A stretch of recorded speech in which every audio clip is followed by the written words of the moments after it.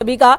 शरद Trivedi ji BJP spokes person इस वक्त हमारे साथ मौजूद हैं। बहुत बहुत स्वागत है शरद जी आपका हमारे साथ। प्रोफेसर भुवन भास्कर जोशी जी हैं, बहुत बहुत स्वागत है आपका, समाजवादी पार्टी से प्रवक्ता। हमारे साथ अनिल यादव जी हैं, कांग्रेस स्पोक्स पर्सन, आपका भी स्वागत है अनिल जी। प्रोफेसर अखिल स्वामी इकोनॉमिस्ट हमारे साथ नोएडा से ही जुड़ेंगे और साथ ही हमारे साथ मौजूद है स्टूडियो में मनीष खंडेलवाल जी सीए हैं जो हमारे साथ गोरखपुर से जुड़ेंगे। तो सबका बारी बारी से रुख करेंगे। सबसे पहले प्रोफेसर भुवन भास्कर जी आपके पास ही आती हूं। जो बात कही सीएम ने कि प्रभु श्री राम को समर्पित है ये बजट, उत्सव, उद्योग, उम्मीद, इस पर आपका रिएक्शन? देखिए, बजट मुझे लगता है क्योंकि हम लोग सब जनता का काम करते हैं, जो जनता है वही भगवान है और जो जनता जो भगवान है क्योंकि वो हमें ही चुन के देती है। तो हमारे नेता माननीय अखिलेश यादव जी ने कहा है कि जो 90% लोग हैं उनके लिए केवल 10% का खर्चा और 10% के लिए 90% का खर्चा। हम इस बजट को केवल इसी रूप में देख पा रहे हैं। मेरे 2-4 प्रश्न भी हैं, मैं आपसे बताना चाहता हूँ। GSDP growth in real terms में अभी तक सपा सरकार से औसत से कम है ये बजट। जहां श्री अखिलेश यादव जी का जो बजट था 97% तक का बजट खर्च होता था, अब औसतन 76% ये खर्च हो पा रहा है।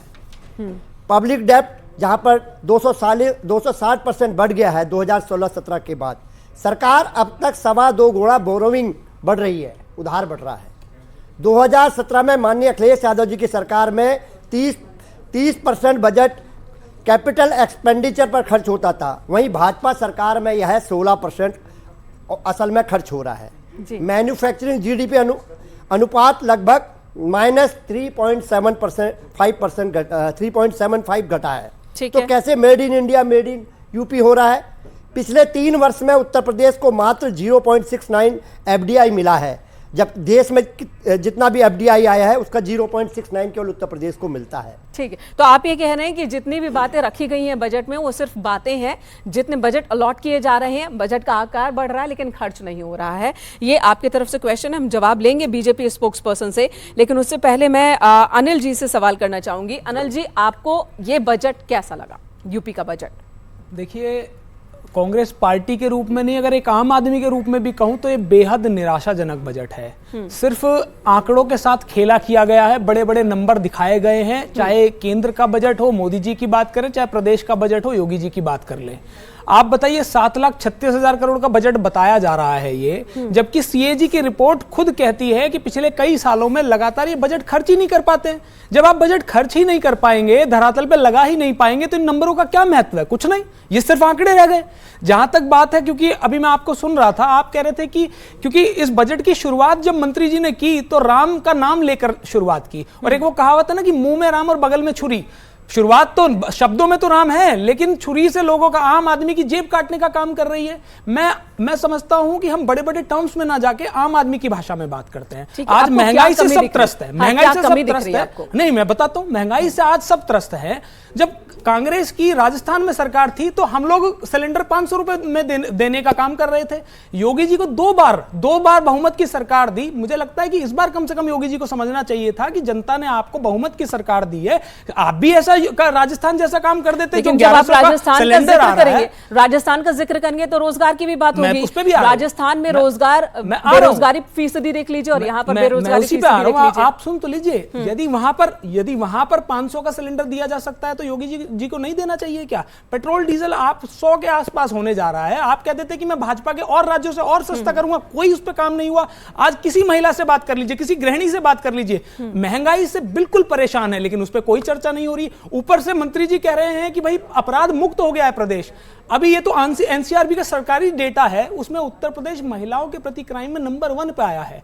एक आप ये मान के चलिए कि एक साल 2022 अकेले 2022 में 60,000 मामले हैं। तो ये बताइए 60,000 मामले किसने अनिल जी, मैं आऊंगा आपके पास, रोकूंगा आपको। आप जाहिर तौर पर पूरी तैयारी के साथ आए हैं और सत्ता को घेरने की पूरी तैयारी आपने कर ली है इस बजट के बाद, जाहिर तौर पर, क्योंकि कांग्रेस जिस तरीके से जोशो खरोश के साथ उत्तर प्रदेश में लगातार तैयारी कर रही है वो दिख भी रहा है।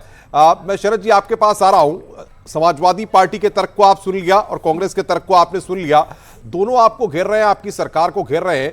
और लेकिन ये गंभीर सवाल भी है, बड़ा सवाल भी है कि आप जब भारी भरकम बजट लेकर के आते हैं तो उस बजट को आप खर्च नहीं कर पाते हैं। सवाल ये है अब जब भारी भरकम बजट आया है तो विपक्ष लगातार फिर उस सवाल को लेकर के आपके सामने है। देखिए, पहली चीज़ तो ये कि 3,30,000 करोड़ के लगभग का इनका जो आखिरी बजट पेश किया था समाजवादी पार्टी ने, वो 3,30,000 करोड़ का था और हम 7,30,000 से 7,35,000 करोड़ का बजट लेके आए हैं। और अगर ये 76% की बात मान भी लेते हैं तो हमें पैसे बांटना नहीं है, उसकी मॉनिटरिंग करनी है कि कहाँ लग रहा है, कैसे लग रहा है, क्यों लग रहा है, और उसका फीडबैक लेना है। दूसरी चीज़ है कि जो कहा जा रहा है कि गरीबी जो रेखा से जो है उत्तर प्रदेश त्रस्त है, तो मैं बता दूं 4.5 करोड़ लोगों को उत्तर प्रदेश में गरीबी रेखा से ऊपर लाया गया है। दूसरा है कि बेरोजगारी की दर, जैसे अभी मैडम ने बताया कि 2.7% बेरोजगारी दर है, जो पूरे भारत में सबसे कम राज्यों में से है। दूसरा चीज़ ये है कि जो राजस्थान के अभी हमारे मित्र ने बताया है कि राजस्थान में जो है सब चीज़ें सस्ती मिल रही हैं। सबसे पहले तो वहाँ 12 रुपया जो पेट्रोल है वो सारे देशों, पूरे भारत में हर राज्य से सबसे ज्यादा महंगा पेट्रोल वहाँ बिक रहा है। 3 रुपया इन्होंने, जैसे हिमाचल में सरकार आई तो इन्होंने बढ़ा दिया। सवाल के नहीं है, सवाल यहां पर यह है कि इस बार जो बजट है उस पूरे बजट को देखा जाए तो अयोध्या, काशी, आपने जिन धार्मिक क्षेत्रों पर फोकस किया है, उसके अलावा आप क्या बताएंगे कि ऐसे 5 बिंदु इस पूरे बजट में क्या है जो आम जनता से जुड़े हुए हैं, जिनको आप मानते हैं, जिन पर विपक्ष लगातार कह रहा है कि आपने आम जनता के लिए कुछ नहीं किया, तो बताइए कम से कम उन 5 पॉइंट्स को। देखिए, जो पहले तो ये कि किसान की, जिसके सब कहते हैं कि साहब किसान के लिए कुछ नहीं हो रहा है, तो आज किसान सड़क पे नहीं बैठा है। 2,35,000 करोड़ रुपया गन्ना किसान का बकाया दिया गया है। दूसरी चीज़ ये है कि जितने भी एक्सप्रेसवे इनके समय में बने उसके 3 गुने हमारे समय में बने। पूरे भारत में आप देखें जो रिमोट कंट्रोल सरकार थी उसके संरक्षण में 25,000 किलोमीटर सड़क बनी थी। हमारे कार्यकाल में पिछले 10 साल में 50,000 किलोमीटर सड़क बनी है। जिस तरह का विकास का कार्य उत्तर प्रदेश में हुआ, आप दावे पेश कर रहे हैं और यहाँ पर सवाल उठ रहे हैं कांग्रेस की तरफ से। अनिल यादव कुछ कहना चाहते हैं, लेकिन मैं इससे पहले कि अनिल जी के पास जाऊं, हमारे साथ प्रोफेसर अखिल स्वामी जी भी जुड़े हैं, अर्थशास्त्री है, मनीष खंडेलवाल जुड़े हैं, सीए हैं। इन दोनों से भी समझना जरूरी है कि आखिर ये बजट है कैसा, जो दावे हैं सरकार के, क्या प्रभु राम को समर्पित होने वाला, राम राज्य वाला ये बजट है। प्रोफेसर अखिल जी, पहले आपसे ही रिएक्शन चाहती हूं, एक अर्थशास्त्री के रूप में आप क्या कहेंगे? अर्थशास्त्री के पहले मैं एक सनातनी के रूप में पहला जवाब दूं। देखिए, भगवान श्री राम को बजट समर्पित करने के बजाय ये केवट को और जो भगवान श्री राम भक्त वत्सल भगवान श्री राम शबरी और केवट को करना चाहिए था, मुझे ऐसा लगता है। भगवान ज्यादा खुश होते। अच्छा। क्योंकि भगवान अपने लिए सुविधा नहीं चाहते, भगवान अपने भक्तों के लिए सुविधा चाहते हैं।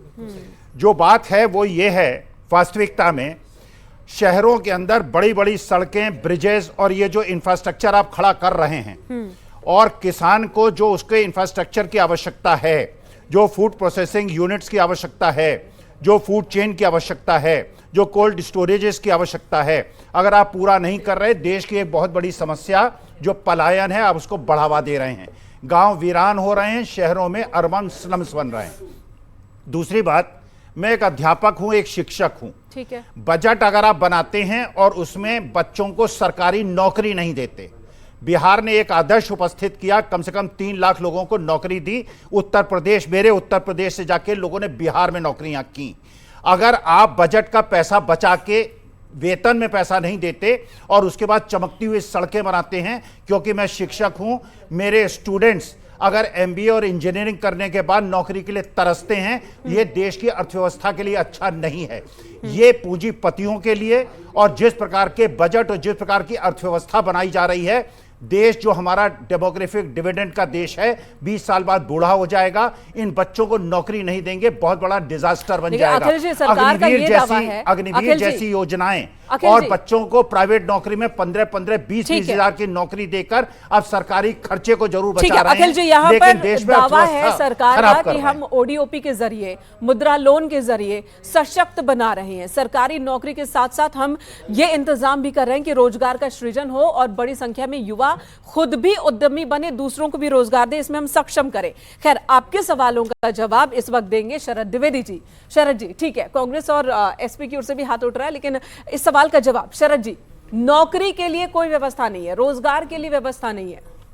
देखिए, पहले ही प्रधानमंत्री जी ने क्लियर कर दिया है कि ये सरकारी नौकरी का समय खत्म हो गया है। हमने पहले ही देख लिया कि 1 लाख करोड़ जो स्वाहा हुआ है एयर इंडिया में, क्योंकि सरकारी बना दिया गया था। जहां आप सरकारी नौकरियां बांटना शुरू कर देंगे, उसके बाद दिवाला निकल जाएगा, उनका कोई भला नहीं होने वाला है। और कितने राज्य हैं जो अपने सरकारी जरूरत ही नहीं है, तनख्वाह नहीं दे पा कह रहे हैं कि प्रधानमंत्री कह रहे हैं कि सरकारी नौकरियों की जरूरत नहीं है, तो देश का जो युवा है, जो नौजवान है, वो अडानी के यहाँ नौकरी कर लेगा। गड्ढे खोदते रहेंगे, उनका जवाब आ जाए। सारी जिंदगी हम गड्ढे नहीं खोदते रहेंगे, ना हम मनरेगा में गड्ढे खोदते रहेंगे, ना हम सरकारी नौकरियां बांटने जा रहे हैं। आप फौरन सरकारी नौकरी बांट दीजिए। किसी ने नहीं कहा था कि हम 2 करोड़ सरकारी नौकरियां देंगे, हमने कहा था कि विकास का कार्य। लेकिन नौकरी देने की जिम्मेदारी भी तो सरकार की है। जो खाली पद है अलग अलग विभागों में, उन्हें भी तो भरना होगा। देखिए, अंग्रेजी में कहावत है, business is not government business. जो सरकार बिजनेस करती है, ना तो बिजनेस कर पाती है, ना सरकार चला पाती है। पहले ही ये क्लियर कर दिया गया है कि ये सरकार स्वरोजगार की तरफ बढ़ रही है। अगर हमने 50,000 किलोमीटर सड़क बनाई है, तो वो किसी ना किसी को रोजगार मिला है। सीमेंट को रोजगार मिला है, स्टील को रोजगार मिला है, वहां जो काम करने वाले थे उनको रोजगार मिला है। शरद जी, आप बड़ी साफ गोई से आंकड़े लेकर के आए, तस्वीर काफी साफ रखने की कोशिश कर रहे हैं, लेकिन जाहिर तौर पर इसीलिए सत्ता है तो विपक्ष भी यहां पर बुलाया गया है, उनसे भी हम जवाब लेंगे। मैं मनीष खंडेलवाल हमारे साथ सीए हैं, वो जुड़ रहे हैं। उन्होंने पिछले कई घंटों में जब बजट आया है तब से बड़ी गहराई से इस पूरे बजट को समझा है, और योगी सरकार के इस बजट को कितने नंबर देंगे। मनीष जी, स्वागत है न्यूज़ 18 पर आपका। बताइए जरा, आप इस बजट को आप कैसे देखते हैं? धार्मिक भावनाओं से ओतप्रोत तो ये बजट नजर आ रहा है, उसके अलावा भी कुछ दिखाई देता है आपको? जी, बजट ये गवर्नमेंट ने बहुत ही अच्छा पेश किया है, और ये हमारे यूपी के लिए बहुत ही आर्थिक प्रगति देने वाला और रोजगार पैदा करने वाला बजट है। सरकार ने 2 लाख करोड़ रुपए कैपेक्स, कैपिटल एक्सपेंडिचर पे जो है वो एलोकेट किए हैं। इस कैपिटल एक्सपेंडिचर से रोजगार डेवलप होगा, सारी इंफ्रास्ट्रक्चर डेवलप होगा, इंडस्ट्री में जो है डेवलपमेंट आएंगे। तो ये सारी चीज़ें जो है, दूसरा मुख्यमंत्री उद्यमी योजना जो शुरू करने का इसमें प्रावधान किया गया है, ये एक बहुत ही स्वागत योग्य कदम है। इससे युवा पीढ़ी को जो है वो रोजगार मिलेगा। 5 लाख रुपए तक इंटरेस्ट फ्री लोन देने की बात की गई है, तो ये एक बहुत ही स्वागत योग्य कदम है, और इससे रोजगार की जो है वो बहुत ही अच्छे जो है वो डेवलपमेंट होंगे। जी, यही सवाल मेरा आपसे है, जो यहाँ पर मौजूद हमारे गेस्ट भी सवाल खड़े कर रहे हैं कि इसमें रोजगार को लेकर बहुत कुछ साफ नहीं है। युवाओं को रोजगार कैसे दिया जाए, और सरकारी रोजगार की भी बात कर रहे हैं यहाँ पर। इस सवाल का जवाब है क्या बजट में आपके नजरिए से? बिल्कुल, ये जो है गवर्नमेंट जो है वो जब ये उद्यमी योजना लेके आ रही है, इससे युवाओं को जो है जो रोजगार मिलेगा। ऐसा नहीं है कि केवल एक ही। और दूसरी बात है कि ओडीओपी जो सारे डिस्ट्रिक्ट में इन्होंने जो है वो योजना चालू की है, उससे ट्रेमेंडस डेवलपमेंट हुआ है गरीब लोगों का और सारे लोगों का। हाँ, जहाँ तक सरकारी नौकरी की बात है, सरकार इस बजट में चूंकि एलोकेशन जो है वो किया गया है, और सरकार जो है वो नौकरी की व्यवस्था भी धीरे धीरे नौकरियों के लिए भी आवश्यक कदम उठा रही है। ठीक है मनीष जी, लौटेंगे आपके पास। अनिल यादव जी कुछ कहना चाह रहे हैं, और बहुत सारे सवाल है अनिल यादव जी के पास, और कुछ राय भी है। देखिए, ये अगर एक लाइन में इस बजट को समझा जाए तो ये बड़े बड़े नाम, नए नए नाम और जीरो काम की तरह वाला बजट है। ये मैं इसलिए कह रहा हूं क्योंकि देखिए, नाम बड़े बड़े और नए तरीके के नाम रखने में इन लोगों को महारत हासिल है। आपने सुना होगा, पहले तो प्रधानमंत्री जी कहते थे कि स्मार्ट सिटी बनेगी। उत्तर प्रदेश की अगर बात कर लें तो मुझे बताइए कि स्मार्ट सिटी की बात है इस बजट में कहीं पे? ये तो आपका मुख्य वादा हुआ करता था भाई। आप, मेरे मित्र भी कह रहे थे कि भाई किसानों की आय, सुन तो इंफ्रास्ट्रक्चर पर जो काम होगा, इंफ्रास्ट्रक्चर पे मैं बताता हूं, वो तो शहरों को स्मार्ट ही करेगा।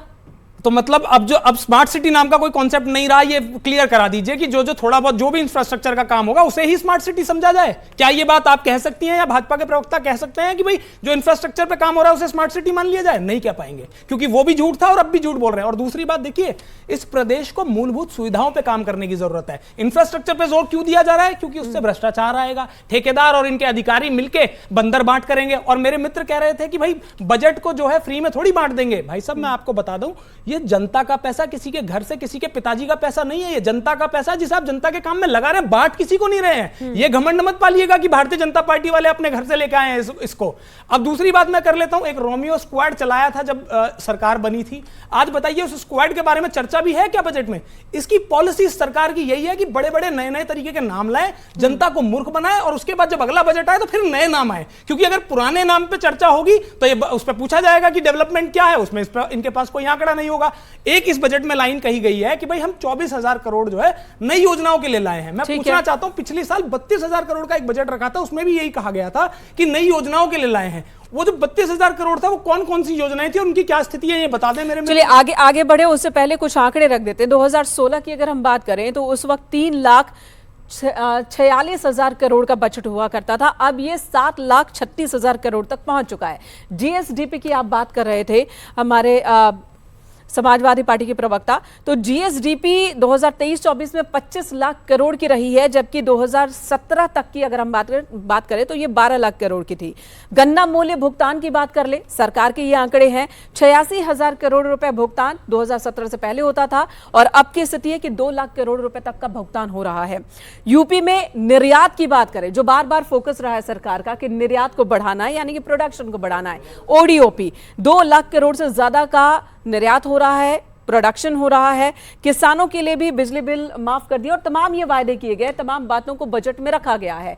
इसके बाद भी सवाल है आपके भुवन जी? जी, पहली बात तो ये जो बजट है, उत्तर प्रदेश को नाम का बजट नहीं चाहिए, अब काम का बजट चाहिए। अभी प्रोफेसर इसमें साहब काम नहीं हो रहा है।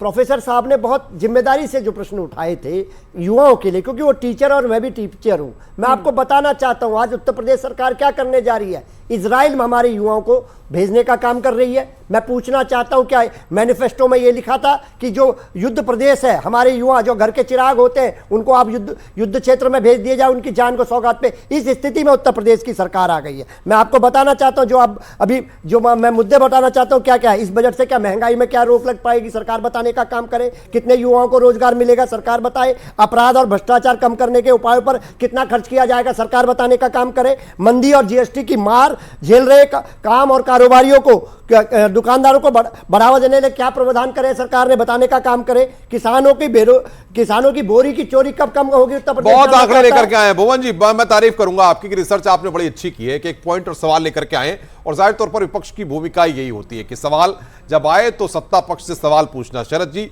हो सकता है थोड़े आप चिंतित हो रहे हो इन सवालों से, लेकिन सबसे बड़ी बात यह है कि जिस तरीके से आप बजट लेकर के आए, मैं बजट का इतना बड़ा जानकार नहीं हूं, लेकिन कई सालों से पत्रकारिता में जितना बजट को समझा है, मैं ये चाहूंगा कि आप सत्ता पक्ष से हैं, भारतीय जनता पार्टी ने जिस तरीके से योगी सरकार ने ये बजट को पेश किया, आप इस बात को समझाइए कि आखिर लोग इस बजट को आसानी से समझ पाएं। जब विपक्ष को ही या अपने लोगों को ही आप इस बजट को नहीं समझा पा रहे हैं, तो आम लोगों तक इसको लेकर के कैसे जाएंगे? क्योंकि वो जो सवाल उठा रहे हैं, आप कह रहे हैं गांव, गरीब, किसान, हर वर्ग के लोगों के लिए इस बजट में कुछ ना कुछ है, तो जरा समझा दीजिए शरद जी आसान भाषा में कि वाकई में है क्या, ताकि इन सभी सवालों के जवाब भी मिल जाएं। देखिए, अभी मैंने में कहा कि 2 लाख करोड़ का निर्यात हो चुका उत्तर प्रदेश में। जो 6 कॉरिडोर बनाने थे, डिफेंस कॉरिडोर, उसमें से 3 का भूमि अधिग्रहण हो चुका, उनका अलॉटमेंट हो चुका है। आर्टिफिशियल इंटेलिजेंस का सेंटर कानपुर में, लखनऊ पीजीआई में और नोएडा में खोल दिया गया है। ये जो हमारे जिस तरह के कार्य हो रहे हैं, पहले कट्टा बनता था, अब कालाशनिकोव बनने जा रहा है, और जो ब्रह्मोस मिसाइल बनने जा रही है उत्तर प्रदेश में। जिस तरह का जो डेवलपमेंट हुआ है, आप देखें कि हमने कोई काम नहीं किया है। 43 लाख मकान में क्या हुआ आप ही के शासनकाल में हुआ, 43 लाख बता रहे पहले कट्टा बनता था। अरे बता रहे वो जी पहले कट्टा बनता था मकान। आपके 3 कार्यकर्ता रेप कर रहे बीएचयू की हमारी बेटी का, ये बताइए कहां गया? मणिपुर में हमने देखा है, हमने देखा हाथरस की दलित बेटी के साथ क्या हुआ, कानपुर में क्या हुआ, हमने देखा, देखने का काम करा। हमारे मुख्यमंत्री कहीं नहीं कहते हैं कि बलात्कार जैसी घटनाएं बच्चों से हो जाती हैं। बजट की बात कर ले, बजट की बात कर ले। बजट की आपका ही सवाल मुझे रखना है उनके सामने, शरद जी के सामने। बेटी में तो आप ही का प्रश्न उठा रहा हूं। ठीक है, आपका ही सवाल शरद जी के सामने रखना मुझे। ये कह रहे हैं कि स्मार्ट सिटी, बार बार आप कहते थे कि इतने स्मार्ट सिटी बनाने हैं, इतने गांवों को हम गोद लेंगे, उन्हें डेवलप करेंगे, उनका जिक्र इस बजट में नहीं था। स्मार्ट सिटी वर्ड भी इस बजट में नहीं है। इस सवाल का जवाब। देखिए, इंफ्रास्ट्रक्चर या जो स्मार्ट सिटी है वो एक दिन में नहीं बनते हैं, और ना इंफ्रास्ट्रक्चर एक दिन में खराब होता है, ना इंफ्रास्ट्रक्चर एक दिन में ठीक होता है। जिस तरह का 10 साल हो गए सेंटर में, आपको 7 साल हो गए यूपी हम में, लोग चुप हो जाते हैं, आप बताइए ना। चुप हो जाते हैं। हमारा सारा समय भाजपा के प्रवक्ता को मिले, ये स्मार्ट सिटी का नाम बता दें, कम से कम नाम तो घोषित कर ही दिया होगा, बनाने की बात बाद में बनाने छोड़िए, नाम बता दीजिए। आप नाम बता दीजिए। अभी आपने कहा था कि बुनियादी सुविधाएं नहीं है, अभी आपने कहा था बुनियादी सुविधाएं नहीं। मैं आपको बता दूं, हमने कोई काम नहीं किया उत्तर प्रदेश में। 43 लाख मकान जो है वो अपने आप बन गए। 1,80,00,000 गैस के कनेक्शन, 1,70 लाख बिजली के कनेक्शन, और 1.5 करोड़ पानी के कनेक्शन जो है उत्तर प्रदेश में अपने आप हो गए। हमने कोई काम नहीं किया। नहीं, आपस मत घेरिए भाई, आपस में नहीं रुके, एक मिनट शांति। देखिए, आपस में घेर करके मसले का हल नहीं होगा। हम यहाँ चर्चा बजट पे करने को बैठे हैं, आप दूसरे की जगह से मसले का हल नहीं निकलेगा। मैं बड़े सम्मान के साथ अनिल यादव जी आपके पास आ रहा हूं। कांग्रेस पार्टी के आप प्रवक्ता हैं।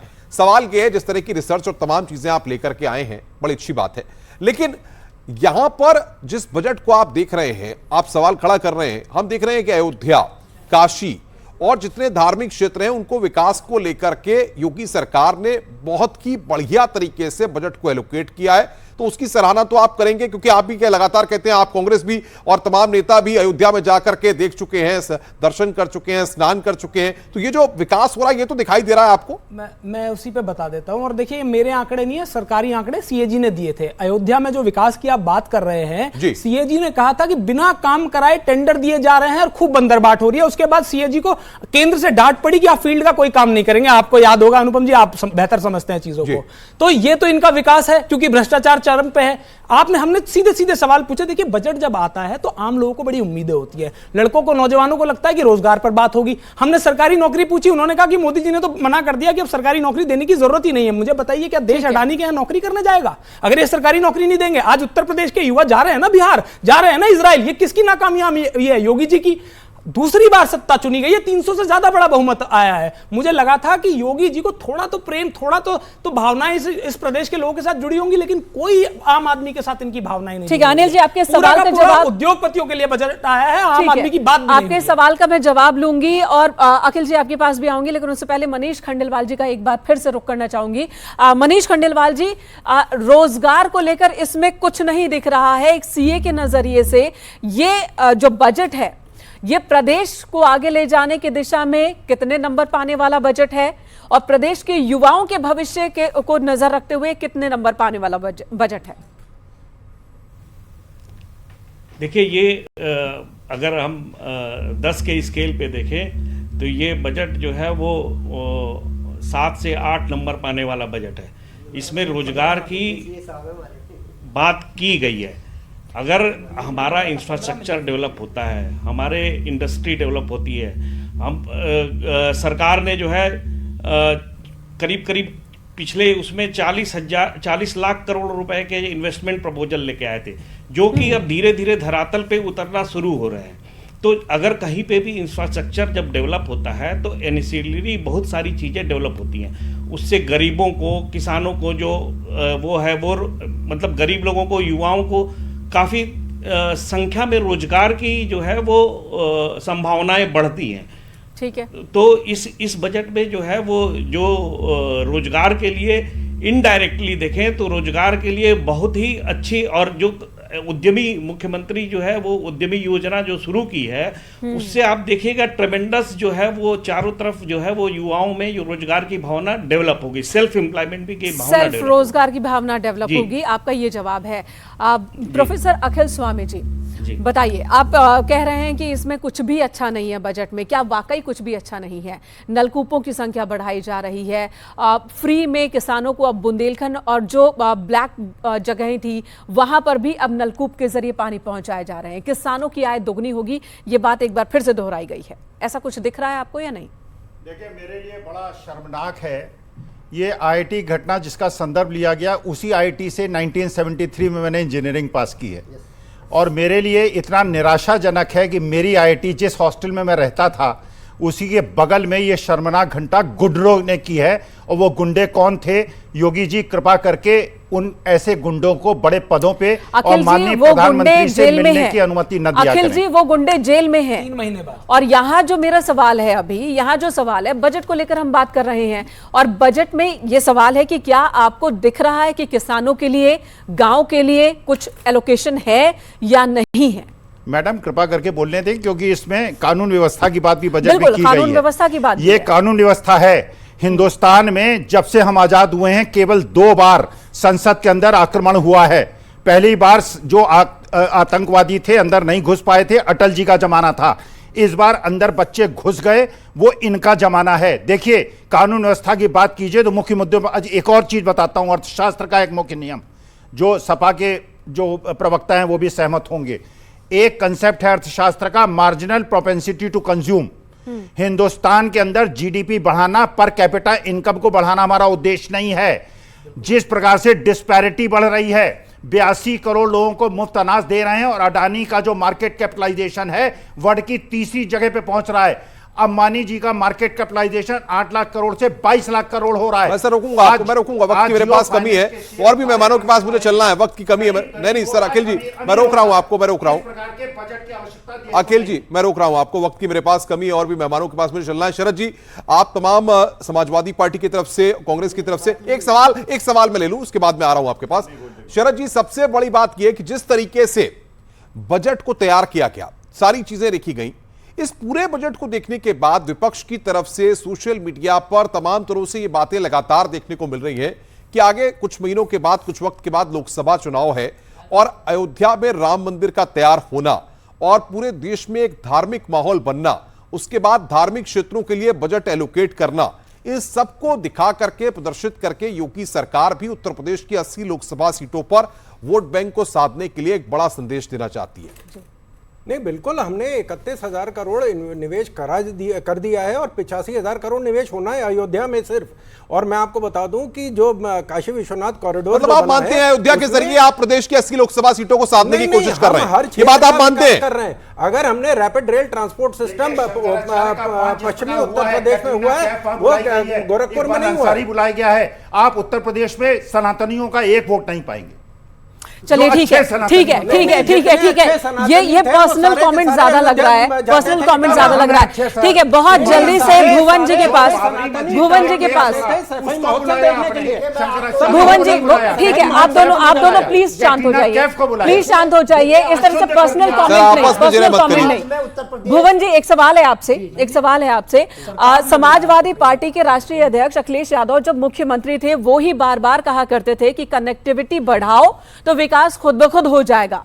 कनेक्टिविटी, रफ्तार जितनी ज्यादा होगी विकास उतना ज्यादा होगा। और आज प्रदेश में उसी सूत्र पर तो काम हो रहा है, योगी आदित्यनाथ की सरकार भी कर रही है। तो क्या ये दूसरी पार्टी की सरकार कर रही है काम? एयरपोर्ट खोल रही है, सड़कें बना रही है, जलमार्ग पर काम कर रही है, तो दूसरी पार्टी की है, इसलिए उसकी तारीफ ना करो। मैं तो फिर भी आपके चैनल की बहुत तारीफ करना चाहूंगा, क्योंकि बुंदेलखंड एक्सप्रेस वे बना था, 1 हफ्ते के अंदर गड्ढे दिखाने का साहस आपके चैनल ने भी करा था। ये विकास की सोच है। मैं आपको बताना चाहता हूं जो प्रमुख मुद्दा है आज के बजट का, आप उत्तर प्रदेश जो एक्सपोर्ट में क्या पोजीशन थी, मैं आपको बताना चाहता हूं। जो हमारी सरकार थी 8.5% हिस्से का योगदान देता था उत्तर प्रदेश। आप परसेंटेज में बात कर रहे हैं, फिर वो कहेंगे कि तब तो बजट का आकार 3 लाख करोड़ का था, अब बजट है 7.25 लाख करोड़ का। उसी हिसाब से निकाल लीजिए ना, अब देश में अब कितना एक्सपोर्ट में योगदान है? 5% से भी कम हो रहा है। भुवन जी, वक्त हमारे पास कमी है, मैं आप सबको रोकना चाहता हूं क्योंकि वक्त क्या, हमें लगातार पीछे से कहा जा रहा है कि वक्त की कमी है, लेकिन आपने जिस तरीके से बेबाक तरीके से अपनी बातों को रखा और इस पूरे बजट को जिस तरीके से योगी सरकार ने रखा है, फैसला जाहिर तौर पर आम जनता भी करेगी, देख रही है कि इस बजट में क्या उसके लिए है, क्या नहीं है, क्योंकि राजनीतिक दल जो है वो सियासत के नफा नुकसान से तमाम चीजों को रखते हैं और बताते हैं। मेनका वाकई तो बजट सरकार ने पेश कर दिया है, प्रभु राम का नाम लेकर सरकार ने बजट पेश किया है। पहले उम्मीद की जा रही थी कि पॉपुलिस्ट बजट हो, शायद केंद्र सरकार ने अंतरिम बजट रखा था, पॉपुलिस्ट नहीं था, लेकिन शायद उस कमी को पूरा करे उत्तर प्रदेश का बजट। लेकिन कॉन्फिडेंस उत्तर प्रदेश के बजट में भी सरकार का दिख रहा है। काम इंफ्रास्ट्रक्चर को बढ़ाने पर ही जोर दिख रहा है, चाहे वो धार्मिक नगर हो या छोटे शहर हो, बड़े शहरों में विकास को लेकर के बजट में एलोकेशन दिख रहा है और किसानों का जिक्र हुआ है। रही बात कि किसके क्या रिएक्शन है, तो जाहिर सी बात है विपक्ष की ओर से जाते जाते आखिर में अनिल जी कितने मार्क्स, 10 में से कितने नंबर? देखिए मुझे दुखद हो रहा है, इसमें नंबर की बात ही नहीं है, कुछ किया हो तो नंबर देना। 10 में शून्य, शून्य ही मिलेगा। अनिल जी ने दे दिया, आप भुवन जी? देखिए मैं कहना चाहता हूँ ये जो बजट है, जो मैंने पहले बात जहां से माइनस शुरू में दे करी, रखी आप। मैं बिल्कुल बोलना चाहता हूँ ये केवल 10% के जो उच्च श्रेणी है उनके लिए बजट बनाया गया, 90% लोगों को निराशा मिली है। अखिल जी? शिक्षक के रूप में कॉपी जांचने से इनकार करता हूं। जो शिक्षार्थी है वो पढ़ने लिखने में ध्यान नहीं लगाता, केवल जुमलेबाजी करता है। ठीक है, धन्यवाद आप सभी का इस वक्त हमारे साथ स्टूडियो में बने रहने के लिए। हमें यहाँ एक छोटे से ब्रेक के लिए रुकना होगा।